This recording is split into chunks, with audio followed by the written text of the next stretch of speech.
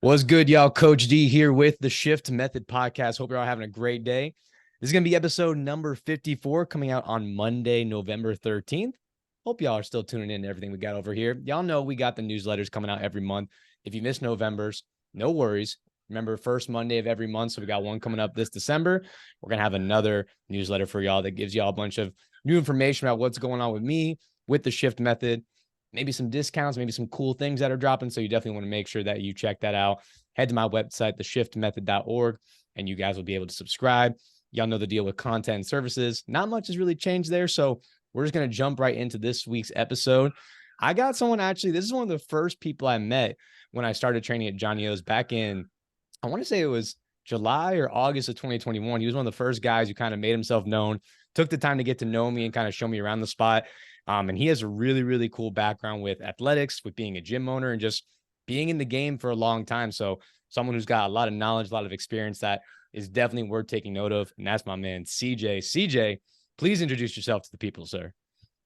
Thank you. Yes, my name is CJ Falconer. I own a private training facility in Fort Lauderdale.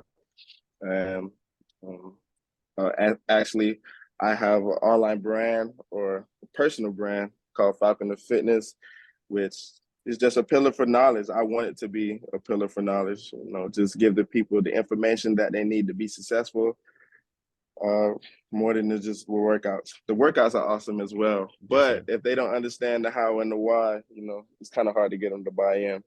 So 100%. basically, that's what I do, and the dungeon is the home, as well That's as right. Bougie's home. That's right. That's right. For those who don't know, Bougie's the dog, man.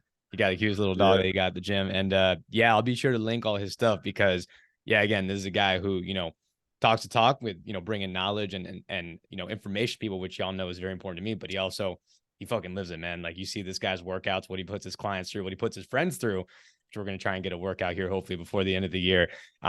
He's no joke. He's the real deal. And having that experience as someone who owns a brand and owns a facility, like you said, down in Lauderdale, Florida, definitely something that's really cool to take note of. So definitely someone worth checking out. Like I mentioned, he's got a little bit of a football background. So we got to talk about athletics for a minute, man. So correct me if I'm wrong, if I'm getting this correct, 'cause I know it's been a minute since we talked about this. You played football at FAU in the college level, correct? yes, sir. Yeah. What was that experience like, man? Like kind of walk us through like how you kind of got into collegiate football. Well, before I got a scholarship at FAU, my first time ever playing organized football was freshman year in high school. So I wasn't really I wasn't one of those young kids that was really good and projected to like play on any type of level. I just was a big body, I suppose. And I remember vividly, like one day I'm walking in the cafeteria, first like freshman year in high school, and the coach asked me, he's like, "Are you coming out to the JV tryouts?" And I remember my exact response was, "I'm like, Coach, I don't have any cleats." He said, "Boy, we got We'll figure everything. that out Just for you. we figured that out." And then over the course of me just going out there and just playing and learning, like I always loved football. I always played, in the neighborhoods and stuff like that. I played the game like Madden and things like that. So I know about football. I just never like really played it. So it was like it wasn't too much challenging because I guess I already have like the athletic body and things like that. It was just it was just something new, like I never done it before. But at the same time, my freshman year, after the end of the JV season, they moved me up to varsity. So it's like I guess I was doing something right. I caught Yeah. on quick. You know, I played offensive line in high school, right? When I first was about to play, I thought I was gonna play D line because when you're young, the stigma between like D line and offensive line. Like you want to play D line if you're gonna Uh-huh. be any part of the big boys. Before, like now, offensive linemen are like worship and people understand the importance now. But like when I was a kid, you didn't want to play O-line. You wanted to Yeah, play you won't D hit that line, quarterback, man. You won't get at right? it. And this is something that made me understand the significance of coaching. Because mind you, this is my first year playing football ever. I wanted to play D line, and I remember during the first day of like it wasn't even pads. It's the first day of us being out there. I tried to get in the stance, and the coach looked at my stance one time, and he just like, yo, go to O-line. He didn't even give me a chance. And now just being a coach and thing is like, I understand that it's the coach's job to get you to be able to be in a stance. I shouldn't ask you or assume that you know anything. Right. You know, so like that was a valuable lesson that I didn't understand years later, that it's the coach's job to get somebody prepared, you know. But with that being said, I remember I went to the offensive line, which offensive line always need help, especially on that level, you know. And then I was just like the natural, just putting in work and stuff like that. And over time, I got like better. I got better. I knew the position, like I played the game, but just actually doing it. Well, let me take that back. I didn't know the position. I just know like you block somebody, you do good, you know, we gonna win, right? So played left tackle. I got good. I went out to varsity. You know, I remember my 10th grade year, our center, he broke his hand. He like broke his, like snapped his whole. Oh man. He broke something in his arm, and it was his snapping arm too. So I remember, and then center is another position. It's like at that level, if you're not playing center, it's not like a whole bunch of people lining up to play center. So I remember my coach, he was like, yo, can you snap the ball? And I did it a few times and it was good. And then my whole 10th grade year, I was playing center for like the varsity, you know, and that was experience. And like my 11th, 12th grade year, I just got better over the time, man, and ended up getting a scholarship at FAU. So now we can actually get to the story of what you really asked me.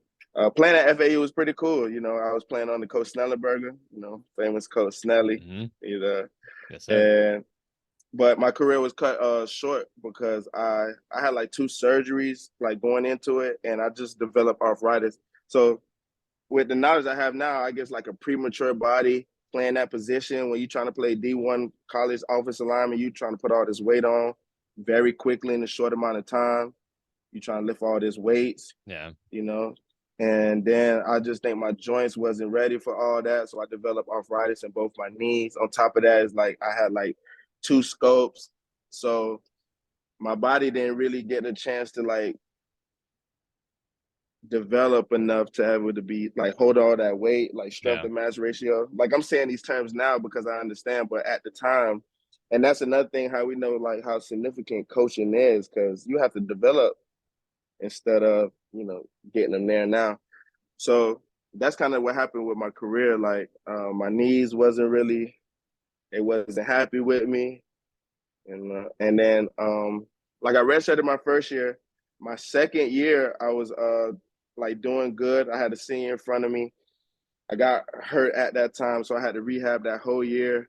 Then my sophomore year, like I was doing real good. I was about to like projected to start and everything. I played like 2 games. I mean, we played versus Florida, then we played versus like Michigan. Those games was crazy. But my knees wasn't feeling good. And then I went to the doctor, and he just told me like, yo, you got the early signs of like arthritis, and it's not good. And he's like, you can try to play and finish out your career and like do that, but he's like, if you're not going to the next level, it's like this is something you don't really want to put your body through, you know. And just me being so premature in the sport as it is, to be honest, I was just happy to just get a scholarship, because coming from where I'm from, and, you know, and my family from Jamaica and things like that, they just know work. They wasn't really, they just surviving. They not even thinking about, you know, how to get their kid into college and things like that, you know. So luckily I done went to FAU and, you know, went to school, got like 2 degrees there, one in sociology. I was there so long. I was there 6 years. I got one in sociology and one in criminal justice, and then just built up the network. And so that's like the whole story of my college football career at FAU. Outside of that, playing with Coach Nelly, that was good. It was like hard-nosed football, you know. It gave you a lot of discipline. You understand structure, you know. And coach was real cool, you know. He like he had a history of playing with players that, you know, they wild boys like Miami. So, you know, coach coach already seen it all. You know, he done it all and everything. So when the situation came up, he not too surprised. He know how to articulate himself to get the player to like buy in. Same thing I want to do. And you wanted to play for Coach Nelly. And like after I stopped playing, that's when we had got a new coach and everything. So I don't know about the coaches after Coach Nellenberger, just just playing for Coach. And Yeah. that's typically, like my little stint at FAU. Yeah, man. That's first off, just like you said, crazy going from really not playing the game to just jumping in high school and then going to D1 athlete. Did you growing up, were you like a very athletic kid who played just all kinds of sports like for fun? Or is that just like you were just always kind of physically gifted and just, started playing football and, just had good luck with it? So in my neighborhood, we played a lot outside. Like, we played football, we played majority football. Like it was rough. We were all running up and down. But it was at a point where I when Little League, they had the like the weights and the pounds and things like Yes. that. It was more like a little financial thing. Like my mama didn't have the time, she couldn't really, my mom wasn't even thinking about that. So it's like when all my friends would go to play football and stuff like that, I was at home. I never really played an organized sport until I had the opportunity to. But outside, like to answer your question, we used to always like run up and down. I know my homeboy, we used to like play backyard football. And he Yeah. always called me like Jeremy Shockey because like we like had these routes and stuff and we like cutting it. Like, we had good times. So I guess from there, you can say it was athleticism. We always running it up, like racing, like you'll race your friends on a bike, Oh yeah. you'll be running like racing them, we on feet, they on the Oh yeah. bike and like see the fastest. So playing Manhunt, we always was outside like doing stuff. I just never really had that opportunity to play organized sports. So I was always like You with my bring me back with friends. Manhunt though, man. That was, you want to talk about Yeah. athletic development as a kid, boy. That was the game right there. You had to be, right? Yep. Yep. And if you were What? good, you were athletic enough. It don't matter if they found you, you just juke them out and run away. Find me in an hour. Exactly. What? Or even to get to a spot, you had to be athletic to get to a spot that they can never go. Like, I remember Exactly. in my yard, they always know how my yard, but they can never find me. We had this tree that was so high, and I used to climb so high in the tree. It's either two things: you will never see me, or if you find me, You're it's getting so there. high that you're not getting there. So I'll be up there all day. My team gonna win because it's like, yo, all right, CJ, we done. Come down now. Like we doing something else. Yeah, So yeah. it's like, you had to be athletic to get in those good spots. That's so funny. That's exactly how I played. Like growing up, I played in two different neighborhoods. When I would play in my neighborhood, we have this like we play in the entire neighborhood, which is like probably Mm-hmm. like a square, maybe 2 miles. And so there's like a Mm-hmm. couple parks inside the neighborhood, and there were these trees that were just like perfect for climbing. It had like these very like thick, large branches that were like 8 feet off the ground. So you just had to jump up, pull yourself up, and you Yeah. could climb. It was probably about maybe 40 or 50 feet in the air. Like when you get to a point where you're at the top and you can like feel Like yourself sway, swaying, yeah, man. swaying, right? And then my friends, they'd be looking for me, and we had like, flip phone shit back then, Nokia. And I'm just like calling them like, hey, I can see you guys. You can't see me. And then they would be like, yo, we're not going up there. Get down. We got to put a rule in place for that. Yeah, yeah. Oh shit, I man. I remember me and my friends used to play a game like you couldn't touch the ground. Mm. And at my house, like my old neighborhood house I grew up in, we had like a pool and it had like this white brick fence and then the regular fence. So it's like you had to jump over from here. You had to Yeah, yeah. jump up on the gate. You would jump on the ledge, like jump on chairs. You either gonna make it or you're gonna like bust your ass, right? Yeah, yeah. So even those crazy things that we did, it built up a form of athleticism. Like you had to, Yeah, if you want to have fun, you got to be able to move, absolutely. And especially right? for The kids, kid, I feel like that's the most important thing is making it fun and engaging for them. So yeah, like doing those games, like, as silly as they may sound, like you're running, you're sprinting, you're cutting, you're using your upper body, like those are really great ways for kids just to be active. Like you said, if you don't do any kind of organized sport, like what are you doing instead to stay active? So that's, hugely important for kids, man. nah, for sure. Yeah, man. And then you said you were playing left. Were you playing left tackle in at FAU as well? Yeah, Oh man, so you going up against those big boys trying to get the quarterback blindside, man. That's tough as it is, like having to deal with the knee issues and then going up against sometimes the best player on defense to protect that quarterback. bro. playing against Florida, it was crazy because number one, them boys, you already know how it go. Like them boys, like huge, they Yep. fast, like powerful. SEC not playing, but bro, the sound, the stadium noise, yo, you cannot hear the person next to you. Like it's hard enough hearing the quarterback in the huddle Right. than trying to hear the snap count like that. That 12th man is like just being in that stadium and feeling that environment is crazy. It's like you can't hear anything. Yeah. I Like imagine yo, that's got to be a crazy feeling. 30,000 what? plus people just yelling against you, It's man. just like Florida State. Oh my God. Because how Florida State stadium, I don't know if it's still the same, but it's like the fans on top and the field is down. So when you look up, Oh my God. all you see is fans, and it's just like and then when they offense go on the field, quiet. Dead silence. They can hear everything. But you on the Dead field, it's like, I silent. can't hear yourself think. It's like, yo, just being in there, it's not the same like on TV. It's not the same. Yeah. No, it's not the same. But yeah, I played left tackle, and it was pretty cool. I had a great coach at FAU. I had a great coach, Dale Williams, offensive line coach, and coach was nice. Like he really cared. He had passion for it. He actually taught me things that and it's nothing against the coaches that I had in high school. They probably just was unaware. But like, just kick sliding, stepping down, keeping your shoulders square, Hmm. uh, kick sliding and being able to come back, you feel me? Especially playing left tackle, you trying to get to the defensive end. He probably fast, Hmm. probably in a wide stance. So you got to kick to get up out of there. And then somebody blitzing right here or they make a stunt. It's like in high school, if that would have happened, somebody running, I'd have turned my whole body and went to him, leaving the whole lane, right? The Yeah. quarterback getting blasted, the running back getting blasted, and then, but my coach, he taught everything, kickstand, how to stand in his position. That's why it's really critical for, I don't know, like the listeners know about football or offensive line, but they have to be square. It's like, and you have to be fast in that stance and in that movement. You got to be able to kick slide fast, step down, cut block, screen, whatever it is. You have to have the same thing because it's all about a game of angles. Yeah.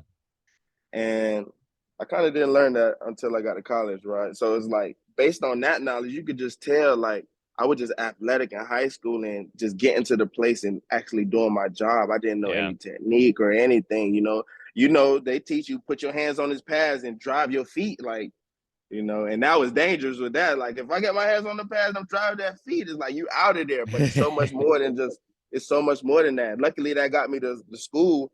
But nah, coach, he did a great job, bro. Like breaking down film. And we ran like a power pro style offense. And one play can be ran 6 to 7 ways depending on how the defense line up. If they Right. line up in the 3-4, you don't have that DN no more. You probably got the D tackle. If they line up in the 5 front, same play switch. You don't know what huddle they finna come out and break in. So you have to be like real intelligent and know your assignment, and at the same time know the footwork and just know how you might have like a 6 and then a 5. That's like 2 men on the tackle, and you like, okay, I'm gonna come down.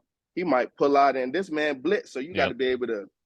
It's like It's it's very real tricky, technical. right? A lot of Very thinking, technical. man. Yo, it's like really a game of chess. The It other day I is. was thinking about football. It's like it's really a game of chess, and you really have to have the great pieces because all players have their own skills and whatever. But it's like if you have that good piece, he's just gonna do the chess move the right way Yeah. versus somebody who they're gonna mess up the move because all the game of chess. Like when you draw up a play, the defense got to counter to the same play. Yo, if the tackle come down this way, the D tackle supposed to hit him, and the linebacker comes straight through. And they mind if you do your job, we're gonna hit the running back every time. But the offense mind, if you do your job, we're gonna get the touchdown every time. So it's like who gonna do the job better, Exactly. right? Exactly. I was really thinking about that like last week, and I'm like, wow, this No, thing it's is definitely like a like that, game of man. chess. And you got Definitely. to have the coach that know how to make the right moves with the right pieces, And which put are you the in a right players. position based on what you can You do. know, exactly. Because you're going to get Especially mismatches. That's what they do. They get mismatches on purpose. But so how do I put my athlete, despite our advantages and disadvantages, how to put my athlete in the best position to cover up deficiencies or maximize our benefits that we have in a given set, down, distance, whatever. Right. Right. And that's why you got to appreciate, those quarterbacks like Peyton Manning and Tom Brady. Like even Tom, like in terms of talent outside of Randy Moss and all the receivers talented, you in the league, but it's like the defense probably had the mismatch with the better piece. Mm-hmm. Just Tom Brady just, surgical, and he put his piece in the right position. You don't have to be super athletic, a quarterback that might not have the wits or the smarts or the arm, he just put it up, and they have a receiver that have this advantage over the cornerback, and he gonna go get it, right? So yeah, man, it's all about chess. Like that shit. I really appreciate football for what it is. Oh yeah, all sports rather. Football is complicated though, man, with so many people, and like you said, I hear it from a lot of athletes in football, regardless of position, but especially certain ones, like you said, like O-line, quarterback, things like that. You can get away with being like just very athletic, very big, very strong in high school. But then when you get to college, everyone's big, athletic, and strong for the most part. And so now it's like, okay, we're matched skill set for skill set. How does my film study or my nutrition or my weight training or my studying impact the game further? Because we're all coming on a more level playing field. All right. And even so much was even more significant is how is the coach to get the players to even want to buy in. Buying in is huge, man. That's huge. Like, bro, because a lot, like, even with me, like, our team wasn't as successful is because individuals thought, oh, we're going to play the game and we're going to win. They doing whatever they want to do. They're not going to sleep, not focusing on nutrition. You're chasing girls, you're going to the club. Yeah. You know what I'm saying? Like, you're doing all these other things that's really detrimental to your performance just because you don't understand. So when the coach say something, you're looking at the coach just like your parent, like, I know what you're saying. I'm still going to do my thing versus you're supposed to really lock in and really make that happen, So, yeah, nah, for sure. You talked about your coach's impact, and you can use any of them or multiple of them, from strength and conditioning to your O-line to, Coach me. Like, are there any things that you took away that you feel like you use now as a coach? Like whether it's principles or just like general ways of like being a good educator? Like, are there some things that really stuck with you that you're like, man, I still see myself doing this as a coach today, years later? Yeah, Coach Williams, buy in. You got to get on the buy in, and then like, Coach did a great job with me to make me like believe like everything that he said, and when I did it, that shit worked, right? And like even now, like I'm talking about Coach how many years later? Because I'm still bought in. Like, nah, Coach knew what the fuck he was talking about. Like, yep. he not bullshit, and then and you could just real see he had a passion, like a real deal passion for it, and that right there just to how it transfer over. I just understand now. It's like, man, you got to get people to buy in, believe what's going on, so they can want to do it and they thinking about it, because there's so many distractions out here in this world. And outside. So like, I don't train any athletes. The athletes gonna drive themselves because they want to be the best. They want to, they want to be first string. They want to make all that money. Like, you feel me? So 9 times out of 10, they're gonna do everything that they need to do. With this personal training thing and somebody who trying to change their lifestyle, or lose a little weight or whatever it is, it's kind of hard for them to come from that lifestyle when they looking at this as a chore. So they can have the best coach or the best tool. If you don't get that person to buy in, it's going to be hard for them not to go out and eat the diet that's not going to get them to their goals, or rest enough for them to be good for performance, or not be tired, or all the things that they know that they already need to do and hire you to help them with. They still think it's just a workout, Yeah. And then when they come into the workout, they dread the workout because it's just whatever. No, you're right. So most people look at it like a chore, like you said, man, and that's huge, man. I preach that all the time, where you can have all the degrees and all the knowledge and all the expertise. You can have the fanciest gym, but if you can't get people to buy in, it's useless, because ultimately people have to believe in themselves. They got to believe in what you're saying. They got to believe enough in the process and be set up in a position where they can be successful so they actually go out and take action. Because if they don't, none of it matters. Not a single thing matters. It don't matter you write the perfect diet for them. Don't matter you write the perfect workout. Don't matter any of that. If they can't buy in and figure out how to lock into what you're trying to help them do, it's useless, man. It's useless. It's It's useless. useless. What do And you then how do it's you like, get your clients to buy in? What are some things that you found helpful? And I know each person comes with different things, right? Some people are motivated by competition, some are motivated by something they sign up for or their own health. Like, how do you what are some things that have helped you get people to buy in?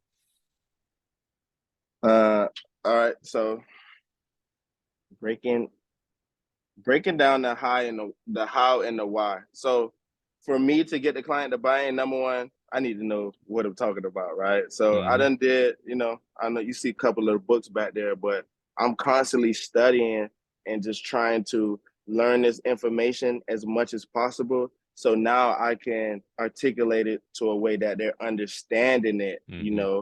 and grasping it. I can't speak. I talk to everybody different based on what I feel like what's going to grasp them. I can't scare them into eating a good, I have to really give them the information, say it numerous times for them to understand. And once they understand, they feel good to pass the test. It's like a test.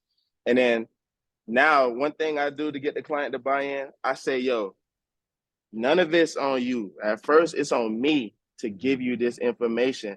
I don't expect my client to be coming here to be able to work out. You know nothing. It's my job.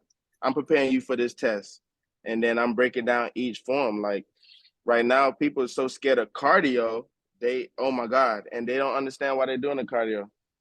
The thing I tell them, we don't do cardio here for fat loss. We condition to improve performance, because if you perform better, you're improving in that aspect, which feel good. Naturally, if you're moving better, you're using up calories, you're using up more energy. And now it's more fun if you're thinking about increased performance versus we got to come in here and ride the bike for 3 miles, Yeah.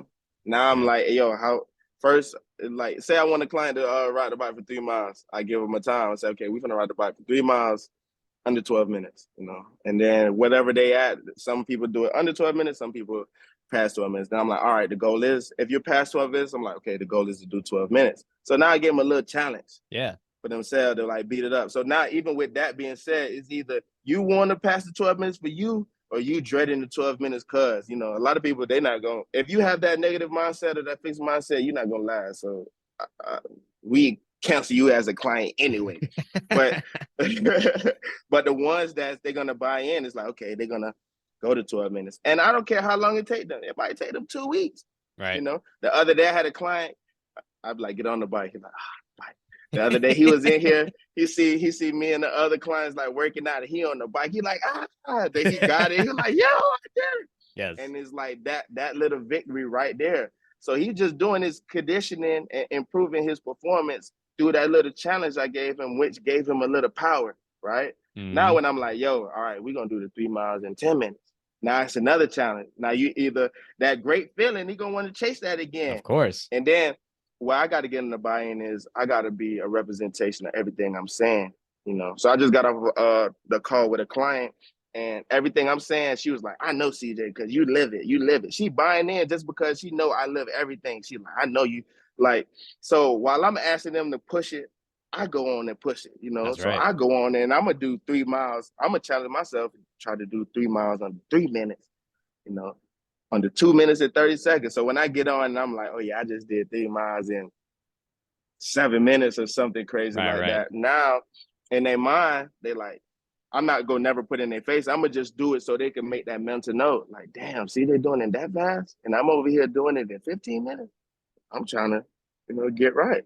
So now, like when Absolutely. that client beat that 10-minute mark, you're like, okay, and now the next, this how I know they really bought in. It's like, oh, CJ, I'm finna beat your time, like I'm coming for the 7 minutes. That's And right. naturally, they increase in performance and things like that. So now they're not scared of doing the cardio because now they understand by me increasing my cardio, I'm increasing performance. Mm-hmm.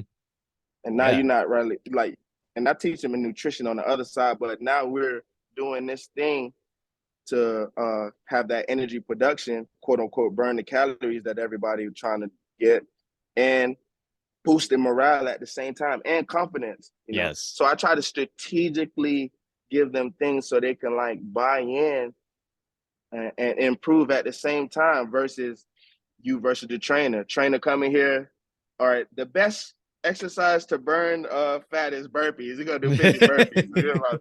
Even if somebody told me 50 burpees, now I go to question and I'm like, why you want me to do 50? Like, yo, you trying to kill me? Of course we know that's gonna use the most energy at this time, but why are you giving me that so prematurely? I already think of this as a chore. Mm-hmm. I don't have passion for it. Even versus I build them up and now I'm like, hey, y'all trying to do 50 burpees? They're like, man, let's do 50 burpees. Yes. Totally different like mindset challenging. They do the 50 burpees, dying, sweating in the pool, getting back up.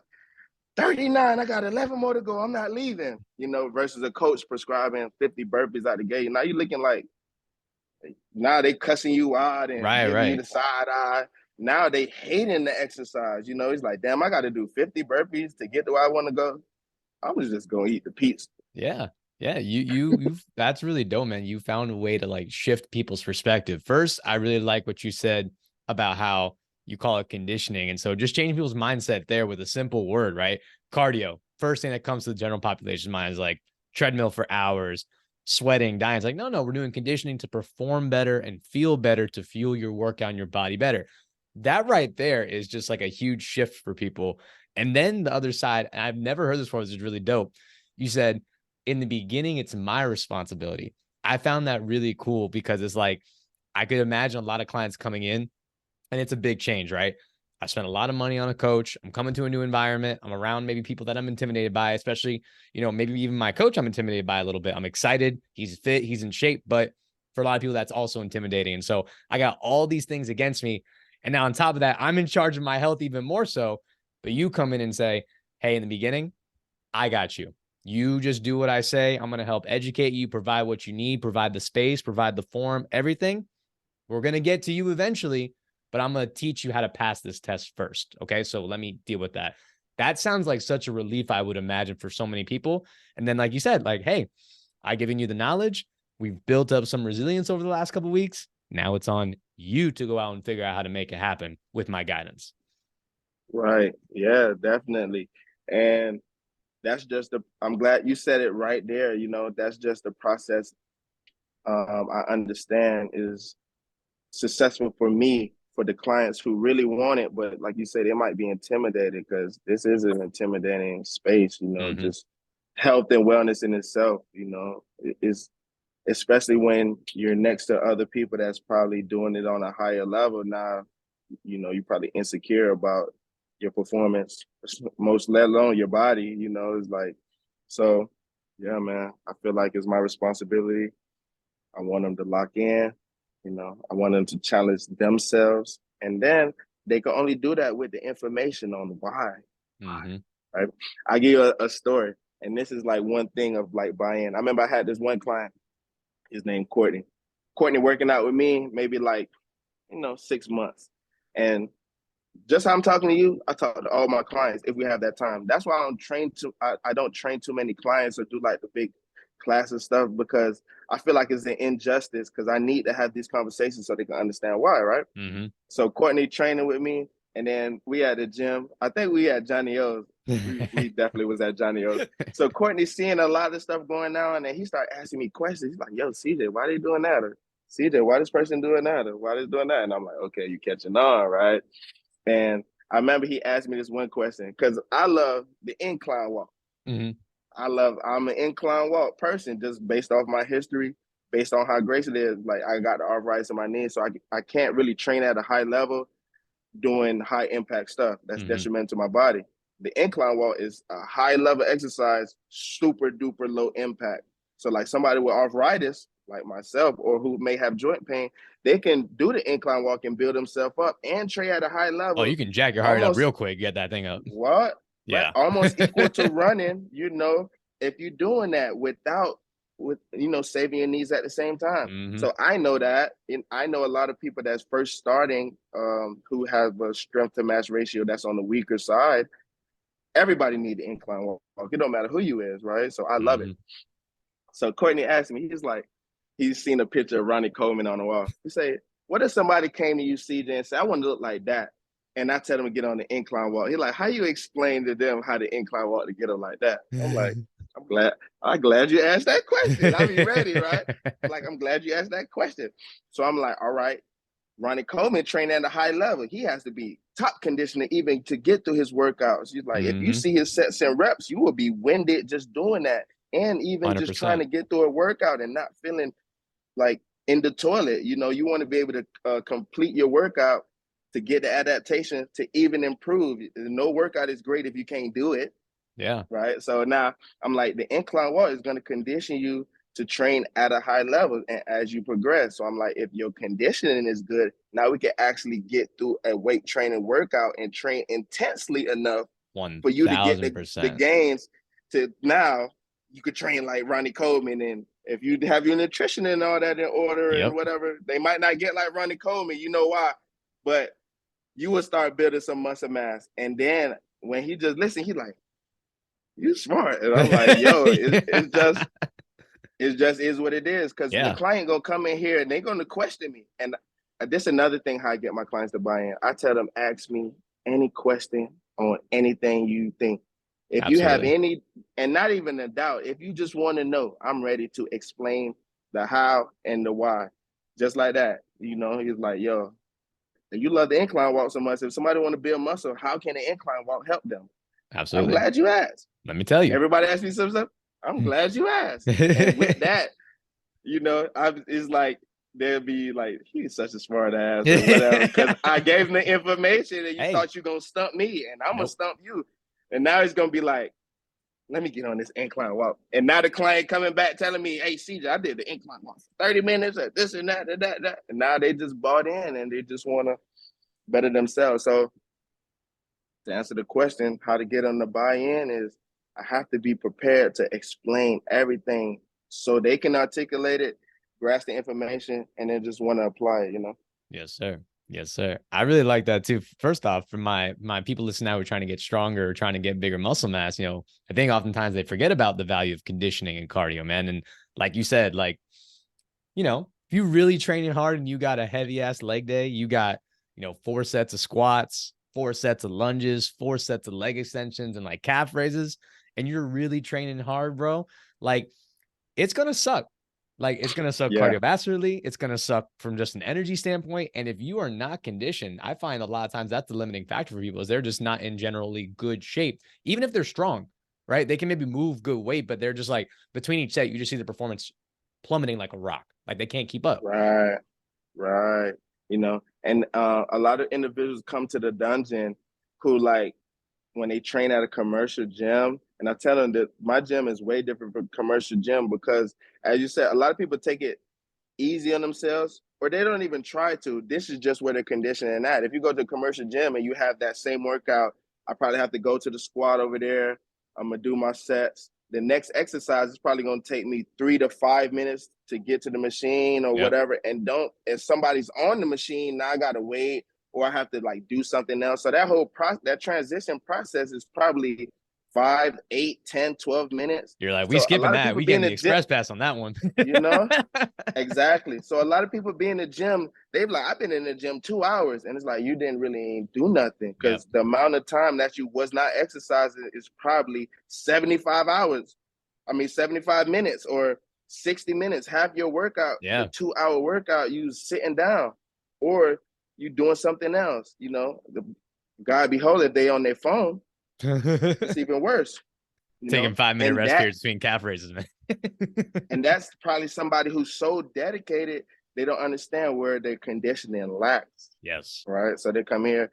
I remember this one girl, she came in here, first time ever. She came in here Thursday and she was kind of late. She came with a group of friends and she was like, oh, I work out. I'm like, okay. Let's find out. And she was like, no, I didn't mean it like that. I just wanted to let you know, like, I really work out. Like, I be in the gym. And I'm like, okay, cool. So we doing like the exercises and we doing like functional glute exercises and things like that, like unilateral, like single leg hip thrust, single leg glute bridge, you know, and we are like, especially that somebody who train on machines, their strength to mass ratio is not going to be too good. Your muscles might be strong, but your core, your unilateral strength may be very poor, right? And in that, it's going to take you, it's like calisthenics.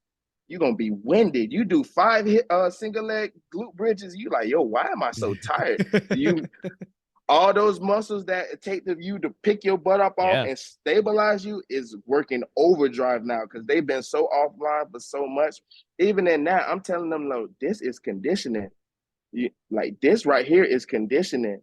And you're like, why am I breathing? Somebody do 10 single leg glute bridges. Yo, they're about to die. Yeah. They're like, Yeah. not let alone, let's say single leg hip thrust. Oh my God. It's like they getting tortured or something, right? Oh yeah, man. Leg day, like I post all the time. Like leg day can be cardio day, dude. My average heart rate on like my 60-minute leg days ranges between like 110 and 120. And like, it's moderate cardio, but like people don't realize if you're out of shape after a set of squats, your heart rate might stay in the 140s, 150s for an extended period of time, man. Facts never come down to you over there trying to catch your breath the whole time. Yep. And even on that, so it's like if you want to train at a high level, you got to have your conditioning. So majority of the time you're in the gym, you're training versus you do a set of 10 of squats and then you have to recover for 2 to 3. 2 to 3 is good, but like Yes. 5 to 6 minutes to try to push that heavy weight that your body don't even need.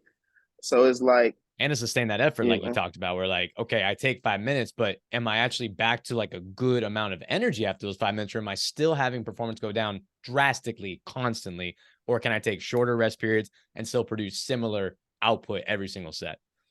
Nah, definitely. So, yeah, I try to teach them the importance of the conditioning and how to do it, and why you will want to now jump rope, or even if you decide to go run, you're not just running like trying to burn off a bad diet, which everybody do.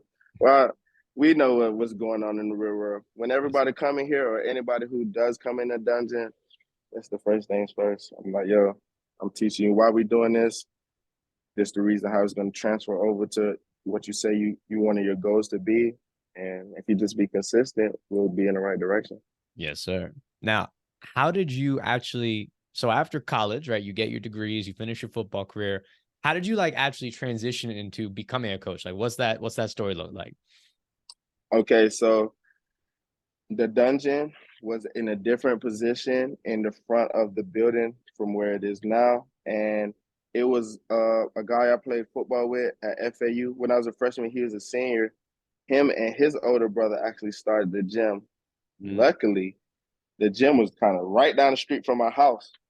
So like, I was already like locked in, like possessed with like my fitness stuff after I stopped playing football. I wasn't like training or like into this while I was playing football. It was after, probably just on a, need to find another purpose to move the body. Kind of fell in love with the gym, right? But they opened up the gym. I found the gym. It's literally like 3 minutes away from my house, super duper close, and was working out every day. And during the course of me working out with them and just working out there, I was just explaining all the things I have been learning, all the things I want to do. I had just got a personal certification just cause like I just wanted it. I didn't even like wasn't training anybody at the time or thinking of train. I just wanted to really learn. Yeah. So and then like I remember one day I came to the gym after being there like 3 weeks just working out, and they're like they gave me a key and they're like, yo, we want you to be a part of the gym and like just build up and like continue to like move with the energy. But like after they gave me the key, maybe like 5, 6 months, they just pulled out because it's very hard, It is, It's man. like all this stuff I'm telling you now, we definitely didn't know in the infancy stages of the dungeon. Like, you know, I guess them boys thought like since they work out or they big, like people was gonna pay them to train them, and I'm like, So much it more than don't that, really man. work People don't like that. realize it's so much more. And then it's the difference between actually having the passion just to work out and train people. People think it transfer over. Like it's a lot of people who they just like working out and they think, oh, let me make money off it. And Like training individuals is way different than just telling them something that you would do. And that's what a lot of people do. And they scam away, man. There's a lot of people getting scammed away. I hear so many horror stories about how their trainer down there beat them up, like, because the workouts was too hard. It was Yeah. too much, you know.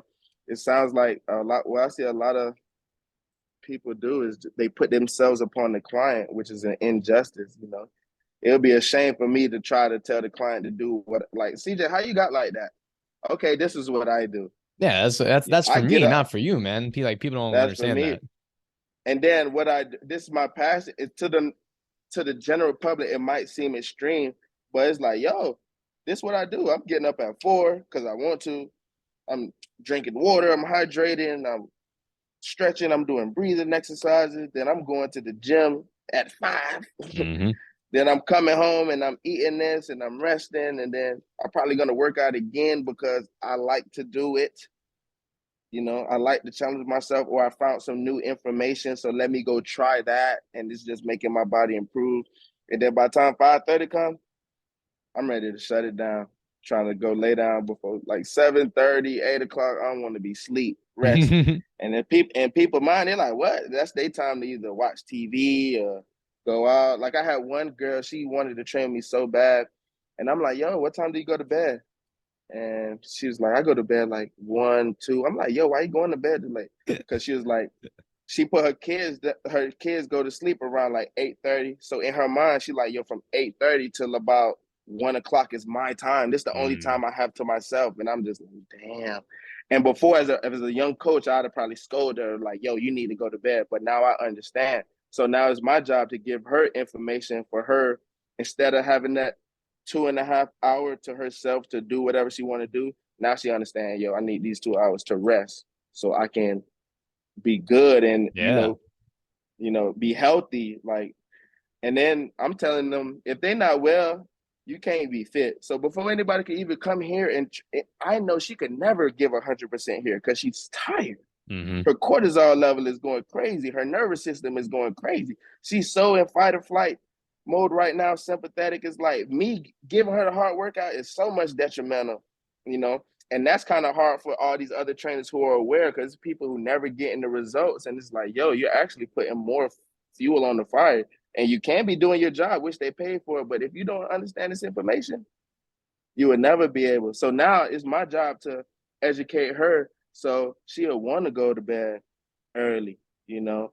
All the time she have with her kids is crucial. When they go to Mm-hmm. sleep, now I go to sleep, you know, because of I know the importance of that versus I put them to sleep at 8:30 and now I'm up until 1 because I have those hours to myself Absolutely. finally, you know, and then I just can't scold and be like, you need to go to sleep. Everybody know they need to go to sleep on time.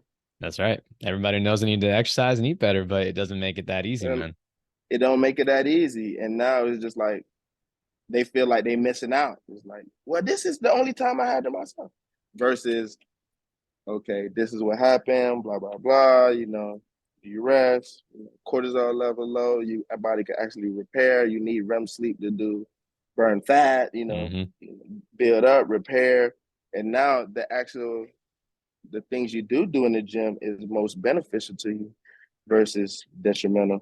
So Absolutely. like, mm-hmm. Absolutely, man. I find that I mentor young coaches, and I find that one of the biggest things that they initially do, and it's understandable because you do what's familiar to you, right? And so we'll be doing like program design review for like a fake client, for a mock client. It's like, single mom, 40 years old, hasn't worked out in 2 years. What are you doing? It's like, well, I'm having her do, interval sprints, and she's doing back squats, supersetting with this. And I'm like, okay, why did you pick these exercises in this workout? It's like, oh, well, I like to do this. I'm like, stop right there. It may be good for you, but put yourself in the context of this mom, right? And like you said, say she had a shitty night of sleep. It's like, how are you going to set her up for success and put her in the best situation? Or like another example I give is anyone can make your client or a client like sore and like get sick or throw up, right? Like you gave the burpee example. If I said, hey, so-and-so who hasn't worked out in a year, I want you to do, a 5-mile run or do 200 burpees right now. Like, is he going to be sore and feel like shit? Yes.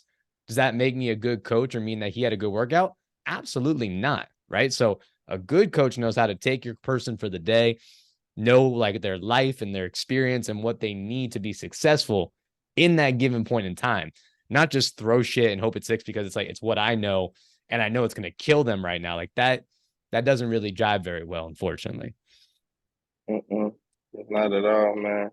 And a lot of people get scared away, especially for a trainer, It's like, yo, they already, like you said, they already spending all this money. Now you're Yep. like, you want me to spend this money for you to come beat me up? Like, yo, is this what personal training is? And it is a stigma. Like, my trainer kicked my ass. It's like, yo, what the fuck?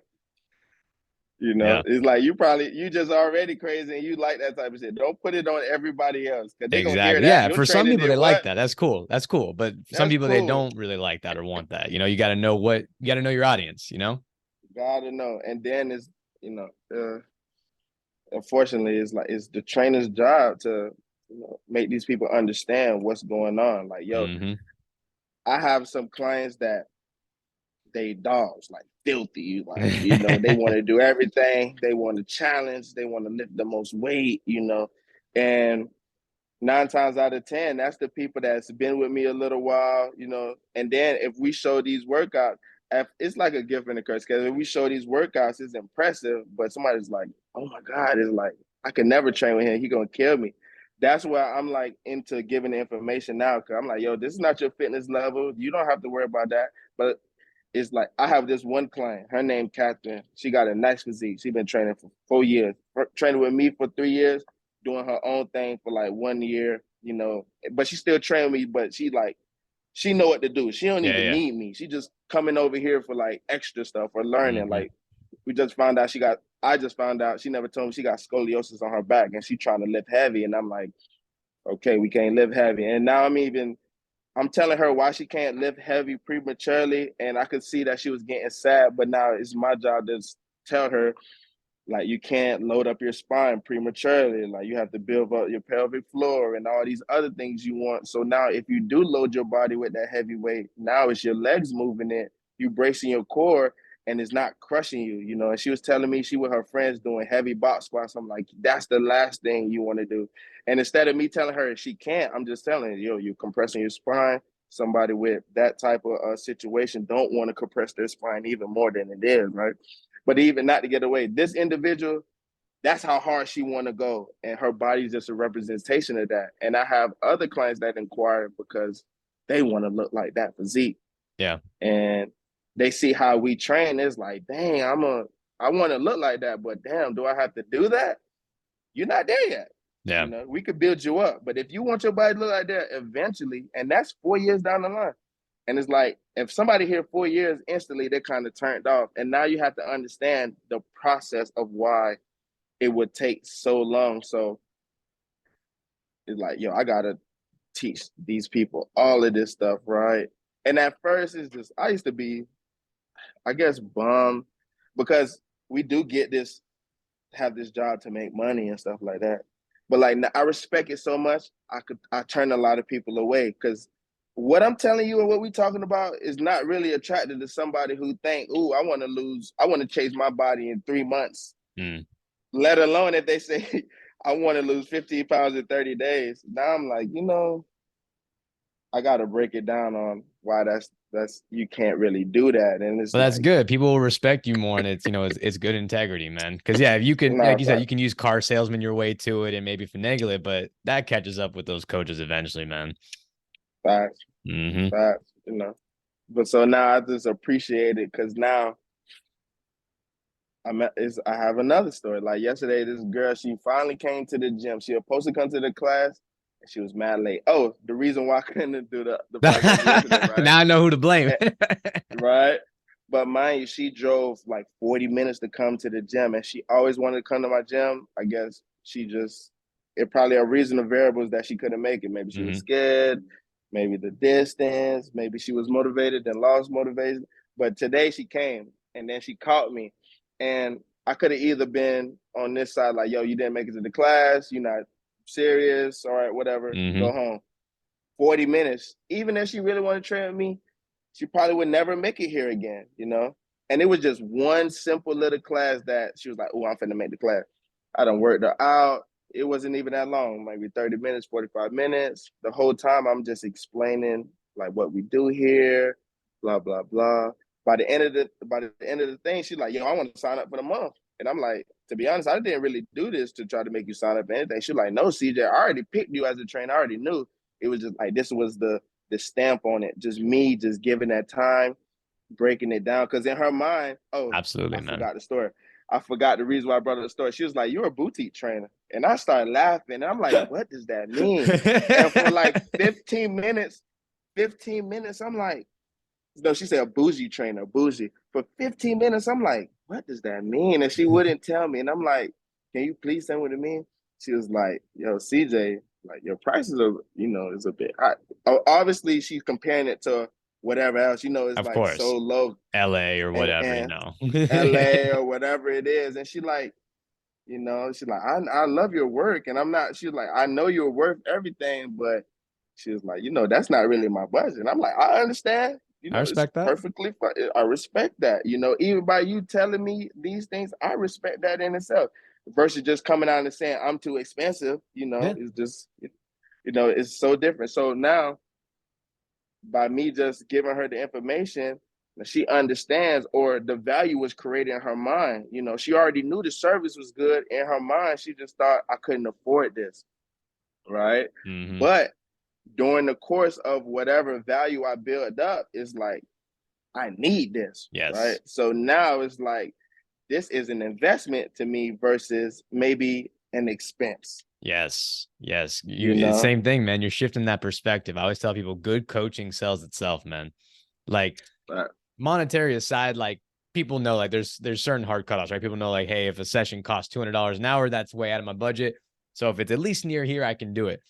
What I find is like works best with most trainers is like if you like articulate yourself well, you're relatable, you build rapport, you show your expertise like you do, you take the time to like, here's why we're doing this, here's the purpose of doing it, and you give them like a good workout that's made for them, it'll sell itself.